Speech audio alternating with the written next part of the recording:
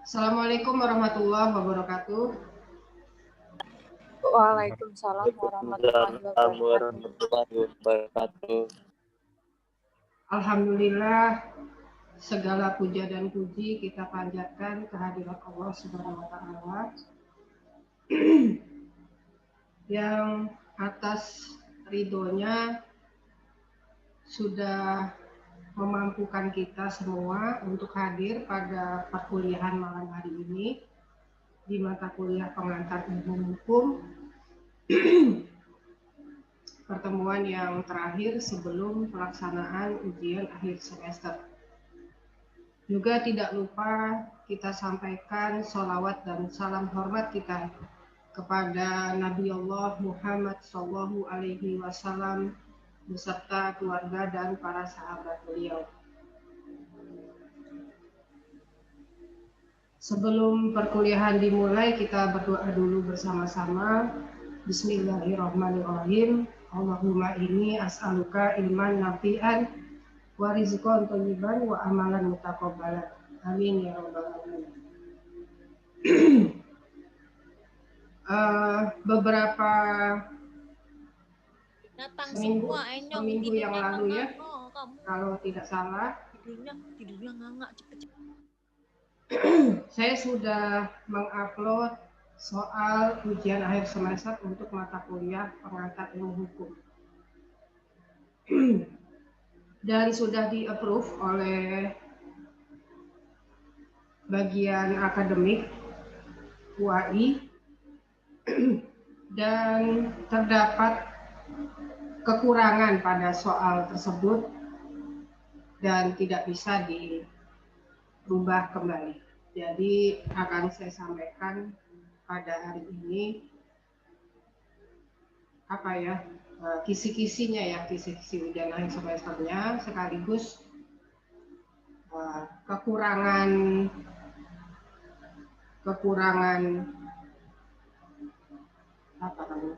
soal, bukan soalnya yang kurang, tapi dikhawatirkan ada salah paham dalam menjawab pertanyaan, gitu ya. Dan pertanyaan-pertanyaan mengenai substansi dari soal UAS hanya bisa ditanyakan sekarang, karena setelah hari ini sampai pada pelaksanaan UAS tidak boleh lagi ada pertanyaan-pertanyaan berkaitan dengan isi dari soal ujian akhir semester.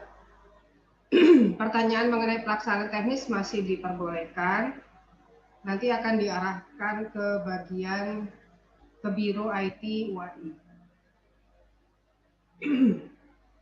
Teknis menjawab soal juga lupa saya cantumkan di soal ya, harusnya dalam soal itu ada ketentuan umum dan ketentuan khusus.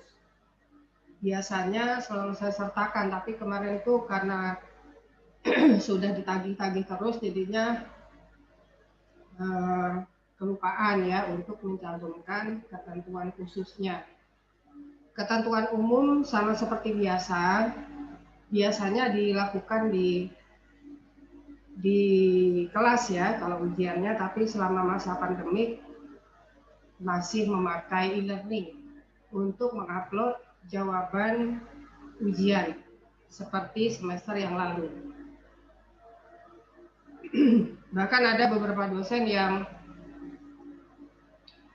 mewajibkan mahasiswa menjawab soal ujian akhir semester itu dalam bentuk video rekaman. Nah ini saya juga baru tahunya setelah mengupload soal ya. Kalau tahu begitu kan bisa pakai video gitu ya. Ya nggak apa-apa, mungkin semester depan nanti saya buat seperti itu. Ada juga dosen yang pelaksanaan UAS-nya dengan ujian lisan. Jadi dibagi beberapa hari, satu hari beberapa mahasiswa itu pakai ujian lisan. Ya masing-masing punya teknik tersendiri tergantung mata kuliahnya, bagaimana pelaksanaan ujian akhir semester. Tapi apapun teknis pelaksanaannya, tujuan dari ujian akhir semester adalah untuk melihat tingkat pemahaman mahasiswa terhadap materi kuliah selama 1 semester. Dan juga kompetensi akhirnya dari mahasiswa. Tentu saja kompetensi akhir yang yang diharapkan sesuai dengan mata kuliah masing-masing. Jadi kompetensi akhir untuk mata kuliah di semester 1 tentu saja ekspektasinya lebih rendah daripada ekspektasi dari hasil ujian akhir semester di semester 4, ya. Mohon maaf, ada yang mau masuk, Bu, minta iya. Ya, terima kasih sudah diingatkan. Kompetensi akhir dari pelaksanaan kuliah untuk pengantar ilmu hukum ini terus terang saja tidak bisa sampai 100%, ya. Karena bentuk perkuliahan daring masih merupakan bentuk yang baru untuk kelas pengantar ilmu hukum. Salah satu yang tidak bisa terpenuhi adalah presentasi tugas secara daring, dan ini akan saya sampaikan nanti ya dalam bentuk laporan dan dalam rapat dosen nanti, bahwa tidak bisa melaksanakan tugas presentasi daring. Nah, untuk tugas nanti akan diambil dari diskusi di forum yang sebentar ya, selamat datang bagi yang baru join. Nah, untuk jawaban harus ditulis di atas kertas folio bergaris. Seharusnya kalau dari segi bentuk sih biasanya beda ya. UASnya offline, ini harus ada logo Fakultas Hukum UAI ya. Tapi UAI sekarang sedang lockdown, jadi tentu saja tidak bisa mengambil kertas ujian. Jadi pakai kertas folio biasa saja. Pakai biasa, tidak pakai logo, tidak apa-apa. Karena ini dalam keadaan yang darurat, ya. Dan harus bergaris ya, supaya memudahkan saya untuk memeriksa. Ditulis dengan rapi. Nah, ini saya minta tolong dengan sangat, tulisannya paling tidak bisa dibaca, gitu ya. Kemudian tidak ada batas minimal dan batas maksimal untuk jawaban, silakan. Yang terpenting semua pertanyaan itu dijawab. Gitu. Akan sangat baik dengan menyertakan sumber referensi. Tidak apa-apa. Tidak ada batasan sumber referensinya ada berapa, silakan. Jadi memang jawabannya berdasarkan sumber referensi. Hanya saja memang tidak semua referensi itu menyertakan contoh.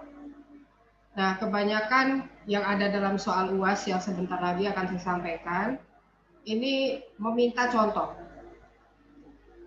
Nah, mahasiswa bisa memberikan contoh dari keterangan dari penjelasan-penjelasan yang ada di literatur. Gitu ya. Misalnya seperti soal yang pertama, ini ditanyakan, berikan sebuah contoh dalam membedakan perbuatan hukum dengan peristiwa hukum. Contohnya cukup satu saja.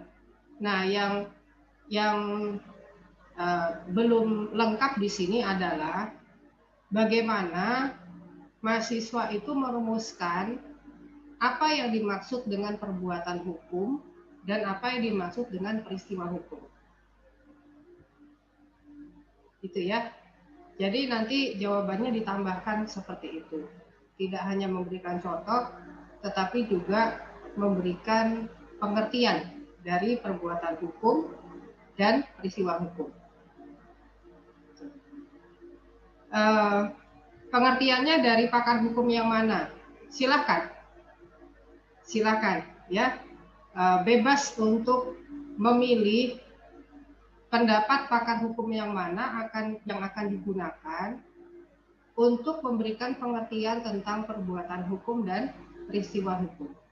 Yang terpenting di sini adalah pemahamannya. Nah, memberikan sebuah contoh adalah salah satu cara yang paling efektif untuk saya menilai apakah mahasiswa sudah memahami atau belum perbedaan antara perbuatan hukum dengan peristiwa hukum. Jadi harus disertakan ya contohnya. Apakah boleh lebih dari satu? Karena tidak yakin kalau jawabannya contohnya cuma satu, tidak yakin benar, boleh aja. Memberikan satu contoh itu minimal. Kalau mau memberikan 2 atau 3, silakan. Gitu ya. Kemudian karena kita sudah membahas tentang pemberlakuan dasar hukum di Indonesia, ini ada 3, yaitu hukum negara, hukum adat, dan hukum agama, yang mana ketiga-tiganya sama kedudukan hukumnya dalam hukum nasional Indonesia, sederajat, tidak ada yang lebih tinggi, tidak ada yang lebih rendah. Maka untuk soal nomor 2, ini mahasiswa membuat sebuah perbandingan antara sumber-sumber hukum negara dengan sumber-sumber hukum Islam.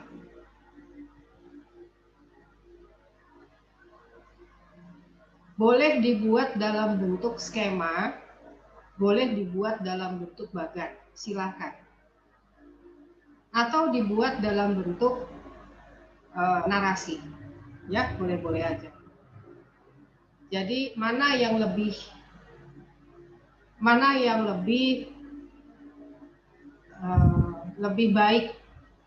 baik dalam memahami bagaimana sumber-sumber hukum negara dan bagaimana sumber-sumber hukum Islam.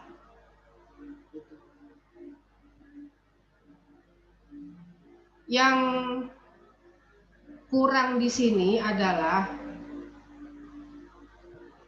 dari perbandingan antara sumber-sumber hukum negara dengan sumber-sumber hukum Islam, mahasiswa memberikan contoh, di mana contoh tersebut mengandung pertentangan antara hukum negara dengan hukum Islam. Begitu ya. Bagaimana ada konflik of law? Apakah ada konflik of law antara undang-undang yang dibuat oleh negara dengan perintah Allah dalam Al-Quran? Nah itu. Berapa contohnya? Minimal 1. Minimal 1 ya. Kalau tidak yakin dengan contoh yang 1 itu benar, boleh memberikan 2 contoh atau 3 contoh. Tidak ada batasan. Saya tidak mau membatasi pemikiran seseorang. Gitu ya, silakan. Nah, jadi tidak hanya membuat perbandingannya, tapi juga membuat contoh konflik of law-nya. Karena banyak sekali peraturan perundang-undangan yang dibuat oleh negara ini bertentangan dengan aturan-aturan yang ada di dalam Al-Quran. Kemudian kita juga sudah mempelajari bahwa di Indonesia itu ada beberapa bidang hukum. Dan masing-masing bidang hukum menggunakan asas yang berbeda. Asas-asas hukum dalam hukum pidana berbeda dengan asas-asas hukum dalam hukum perdata. Ya. Bahkan asas-asas dalam hukum perdata berbeda dengan asas-asas hukum acara perdata. Jelas berbeda. Yang satu asas-asas hukum material, yang satu asas-asas hukum formil, hukum beracaranya. Jadi berbeda. Nah, yang ditanyakan adalah dalam soal nomor 3, mengapa demikian? Mengapa asas-asas hukum dalam berbagai bidang hukum yang berlaku di Indonesia itu berbeda satu sama lain? Asas ini kan pedoman, fundamental. Kalau asasnya tidak kuat, fundamennya tidak kuat, bangunan bisa runtuh. Gitu ya. Nah, jadi sangat penting mempelajari asas. Nah, yang dipertanyakan, mengapa asas-asas hukum dalam setiap bidang hukum yang berlaku di Indonesia itu berbeda? Nah, jawabannya itu memperbandingkan antara asas hukum yang satu dengan asas hukum bidang hukum yang lain. Ya. Kalau ada yang sama dalam sisi istilah misalnya, ini kok ada yang sama asas-asas hukum pidana dengan asas-asas hukum acara pidana. Apakah perbedaannya hanya dalam istilah saja? Tapi dalam pengertian dan pelaksanaannya sama atau ada yang lain? Ya, nah itu berikan jawabannya. Jadi memperbandingkan asas hukum antara satu bidang hukum dengan bidang hukum yang lain. Kemudian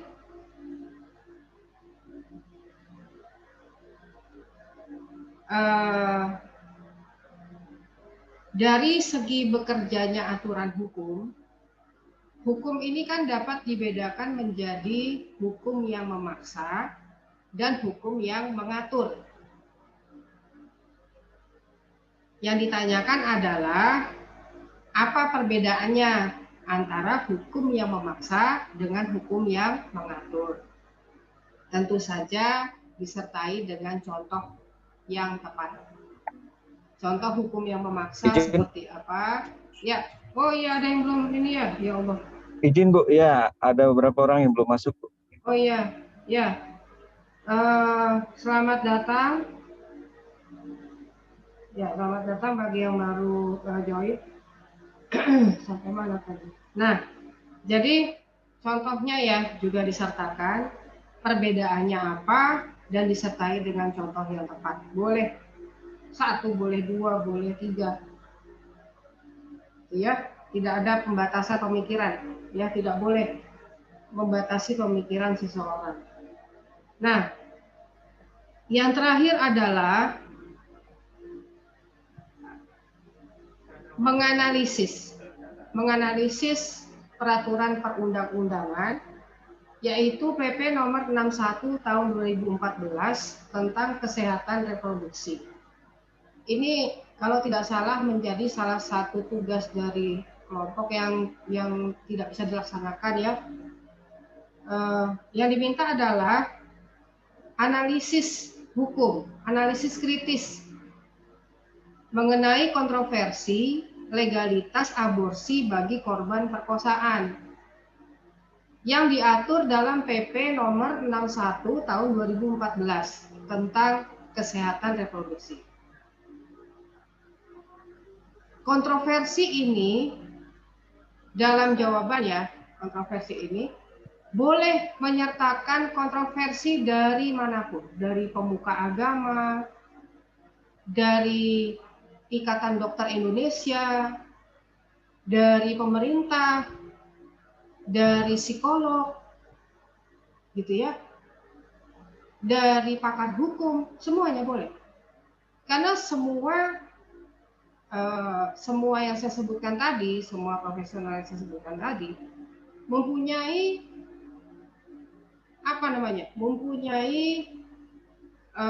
argumen-argumen tersendiri. Argumen yang berbeda satu sama lain dalam merespon PP nomor 61 tahun 2014. Dan kontroversi ini sampai sekarang belum selesai. Nah, maka di sini diperlukan analisis dari mahasiswa semua. Bagaimana solusinya?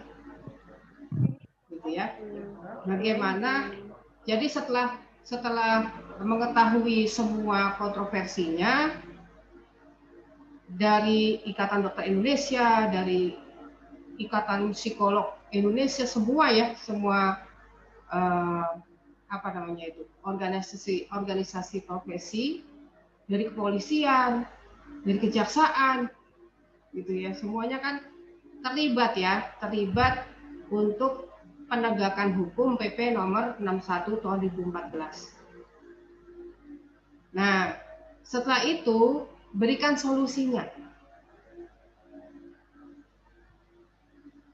semampunya, ya, semampunya.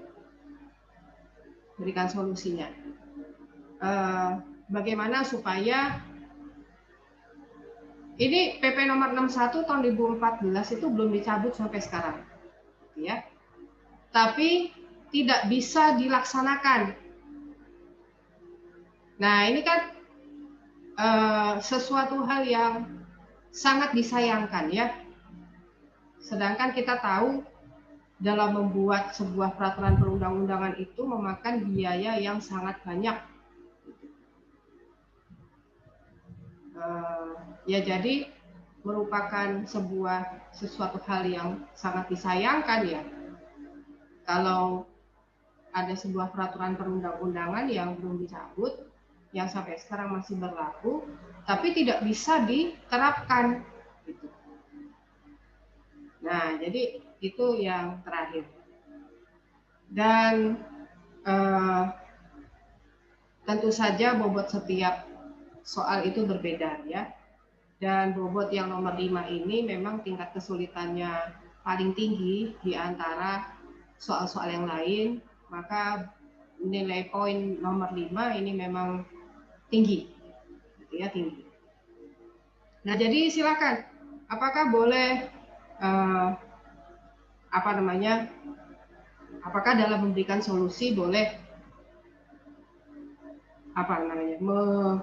merujuk pada pakar hukum misalnya, ya, boleh saja, tidak masalah, ya, boleh saja. Biasanya dari solusi yang diberikan oleh pakar hukum atau pakar psikolog, ya, boleh saja. Kita juga ada psikologi hukum kok, ya, mata kuliah psikologi hukum. Ada viktimologi. Viktimologi itu mempelajari kejiwaan dari korban kejahatan. Ya, ini perkosaan ini kan korban kejahatan kan, gitu ya. Boleh aja, silakan, ya. Tidak ada bagian hidup dari manusia yang tidak berurusan dengan hukum. Semua bagian hidup manusia pasti berurusan dengan hukum, ya, mulai dari dalam kandungan sampai meninggal dunia. Dan memang biasanya kalau kita mengikuti solusi legal solution dari salah satu pakar hukum, itu nanti kita punya pemikiran sendiri yang sedikit berbeda dari pakar hukum yang kita rujuk, gitu ya. Nah, jadi kerjakan dengan semaksimal mungkin, karena poin UAS ujian akhir semester ini cukup besar, ya, 40%, gitu. Walaupun sebetulnya kalau saya tidak setuju, ya, nilai ujian itu tinggi, karena di negara-negara maju yang nilainya tinggi itu justru tugas presentasi. Cuma sekali lagi ini kan dalam keadaan yang darurat, yang tidak diprediksi sebelumnya. Jadi kami diberikan pilihan, para dosen diberikan pilihan untuk menentukan persentase komponen penilaian, gitu ya. Jadi tidak kaku harus 40%, boleh 35, boleh 30, gitu. Kehadiran boleh lebih dari 20 gitu ya. Ini banyak kemudahan untuk mahasiswa pada masa pandemi ini. Nah, ini kesempatan satu-satunya untuk bertanya mengenai substansi dari soal. Jadi silahkan gunakan kesempatan ini sebaik-baiknya. Ada pertanyaan barangkali? Mau tanya, Bu? Ya. Mau tanya, Bu? Ya. Silakan Pak Amin. Ini Bu, ya, untuk yang pertama terkait dengan yang kemarin UTS, memang saya lihat nilainya memang belum terbit dari Ibu. Kemudian juga yang diskusi forum yang mingguan, kita kan menurut saya sih selama ini saya selalu bikin gitu ya, mungkin itu juga lumayan sih kalau dikumpulkan karena banyak juga diskusi itu. Maksud saya kalau itu juga ada poinnya kan kita senang juga karena kita bikinnya juga kadang berhari-hari gitu. Iya betul, sangat ada poinnya. Walaupun saya belum balas satu-satu, tapi saya baca ya. Saya baca cuman kata-kata jawabannya sama gitu ya. Jawabannya sama dan memang sudah memahami gitu ya. Alhamdulillah ya, alhamdulillah. Apa namanya? Ada yang beda juga. Ya ada juga yang beda. Ya. Masalahnya begini. Dalam forum itu kan tidak diprotek. Jadi semua mahasiswa bisa lihat jawaban temennya gitu ya. Nah itu kan jadi ya gimana ya? Ya itu kan dibuat dalam darurat sekali. Saya ngerti Biro IT UI itu kita sudah berikan masukan. Coba di-set supaya jawaban mahasiswa itu satu sama lain tidak bisa baca gitu ya. Tapi mungkin sulit ya membuatnya, saya juga nggak paham IT gitu. Ya nggak apa-apa, kita ini darurat semua gitu ya. Dan tentu saja itu tugasnya menjadi penilaian, sudah pasti. Itu udah pasti jadi penilaian sendiri. Kemudian untuk soal UTS saya sudah upload, tapi saya nggak tahu kenapa kok tidak bisa muncul ya. Nggak bisa muncul di student desk. Belum. Nanti saya tanya kenapa kok tidak muncul gitu. Yang jelas saya udah upload, gitu.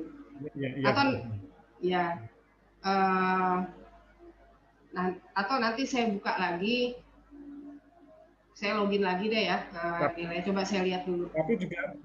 Tapi juga selain Ibu juga ada yang belum terbit juga. Kan ada Ibu, ada hukum Islam, sama bahasa Inggris, sama satu lagi Pancasila ya. Iya, seharusnya sudah semua tuh Pak. Seharusnya udah karena ada deadline-nya. Jadi 2 minggu setelah pelaksanaan ujian itu harus sudah upload nilai-nilai itu. Nah, cuman mungkin ada kesalahan dari IT-nya gitu ya, nggak tahu deh gitu ya. Itu kok tidak bisa publish gitu. Untuk kelas Pancasila itu kan mahasiswanya juga lapor. Saya lapor ke Biro IT, akhirnya terbit gitu. Nah itu nanti, ini kan kalau PH saya baru tahu sekarang nih. Kemarin belum ada yang ngomong ya. Ya nanti saya ngomong sama Biro IT lagi.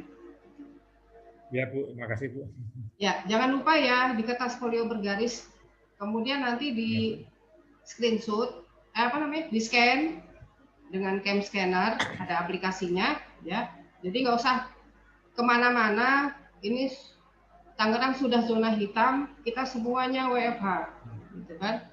Semuanya rapat, takziah pun saya pengajiannya WFH.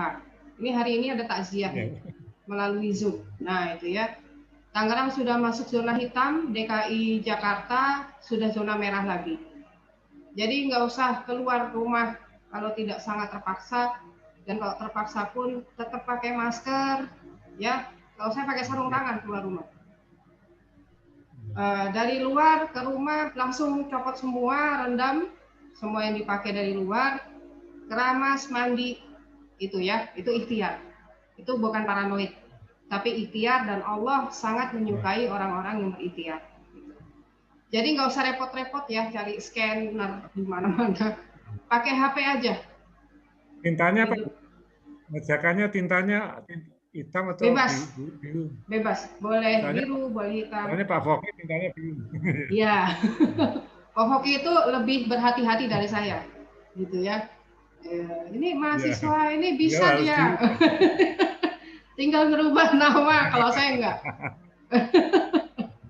Kalau saya bilang, Pak Foki, kita diperintahkan Allah untuk menilai zohirnya saja, gitu ya. Kalau zohirnya memang namanya, ya kita percaya aja itu jawaban mahasiswa, ya.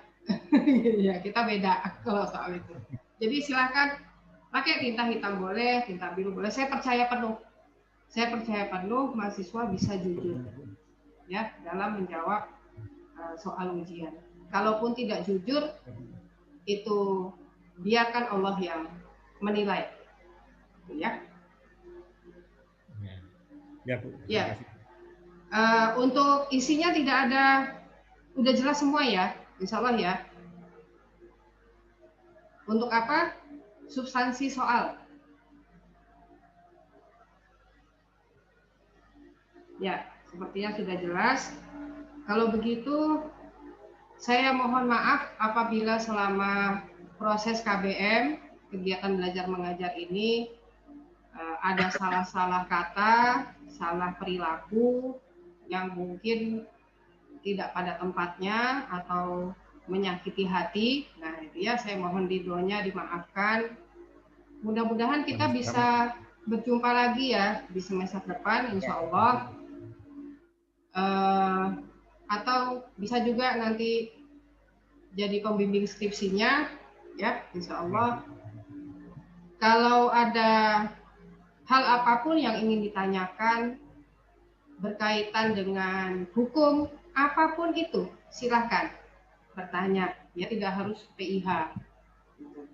Kalau bisa saya jawab, akan saya jawab. Kalau saya tidak bisa jawab, saya akan terus terang, saya tidak bisa jawab, tapi akan saya cari jawabannya. Kenapa? Karena itu proses saya belajar juga. Ya, saya belajar dari situ. Dari pertanyaan-pertanyaan mahasiswa yang tidak bisa saya jawab.